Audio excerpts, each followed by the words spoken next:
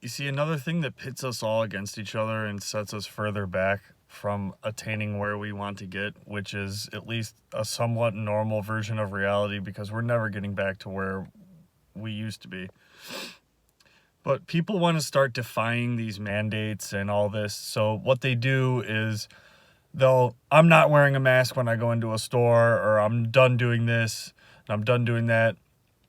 And so we start defying these mandates when we go into like these private businesses or, corporate chains like restaurants and whatever. And it's not these businesses' fault for, going along with it, because what are they going to do? They have to, or they're going to risk being shut down. Like, the government is just acting as they always do, which is they have a threat of force to do the action. We all go through it, whether you realize it or not. Everything is a threat of force. You don't pay your taxes, you go to jail, stuff like that. So we're all under the threat of force all the time. So we're going about it the wrong way by like, I'm not going to do this, by going into like somebody's restaurant and saying, I'm not going to wear a mask. Well, this dude is just trying to make a living and pay his employees that he has left. Or, this woman at the door of, the Starbucks saying, hey, you can't come in here. Well, yeah, everyone knows it's bullshit for the most part, but these people are just trying to get by.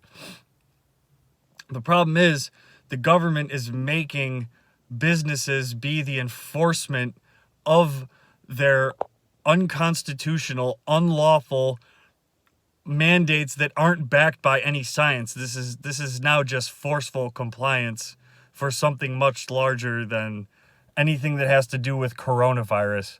And we all know it. So the problem is we're getting a cyclical battle between each other that helps the government put down more force against all of us.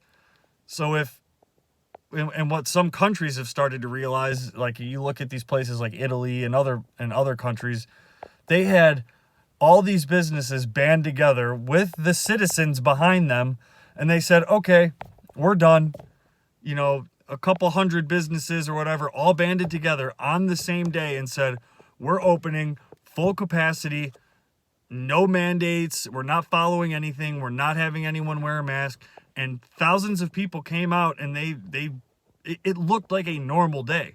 That's what has to happen. You have to have power in numbers. When anybody does anything, they have the power in numbers. And what are you going to do? Send out the health department or these feds that come out and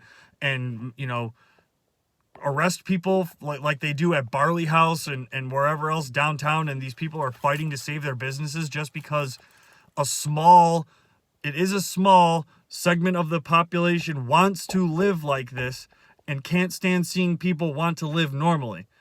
So let them be the ones who can just live the way they want to live. Walk around with your mask on, don't come out, do what you want to do. That's the problem. We as a people need to start understanding that you have to just band together and do it. We're fighting the battle the wrong way. It has to be fought at the government level against that type of tyranny itself. You walk into a gas station, you say, I'm done wearing my mask. The only thing that's going to happen is you're going to get kicked out, or that place is going to get fined. Everybody has to band together the right way. This state doesn't care about us. It doesn't matter what political party you support and you vote for. If that were the case, obviously, Republicans control all three branches of government here. And if you were such a staunch Republican, you'd understand that they don't give a shit about you either. So why would you say, oh, it's the Democrats, look at the Democrats? It's all a facade. I mean, you should be calling your representatives every single day, all day. It probably doesn't matter. They wouldn't let up on this anyway, but pressure mounting against certain people on a mass scale gets something done. I mean, look what happened all summer. That was the biggest pressure campaign, whether some of it was fabricated and a lot of it was legitimate. And look at the bills and look at the legislation that gets passed when you have a mass pressure campaign. So, I mean, this is an agenda that's been being put forth for years, in the making. But when you fight people on your own, you're only going to help out the government even further. There's something much more nefarious going on behind Mike DeWine and all this. I'm convinced of it because the dude is just obsessed with vaccines and getting everybody vaccinated. And I think people need to start doing way more digging behind what goes on with him.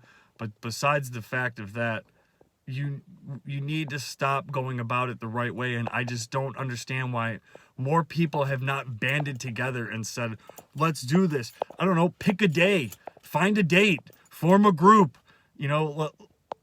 make it April 1st, get some time together and get some people together. I'm on Twitter and all these pages all day, and all everyone does is, bitch under every tweet. I do it myself. I'm not a hypocrite. I see it. I'm sure if anyone still follows me, they see it too, so don't call me a hypocrite. I know it.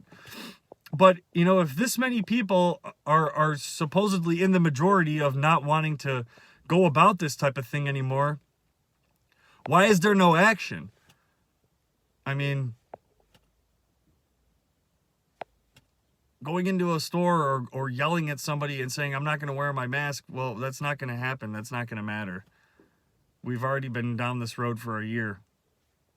And people thinking that the entire state population is going to take a vaccine, that's not going to happen. So where are we going now? You tell me.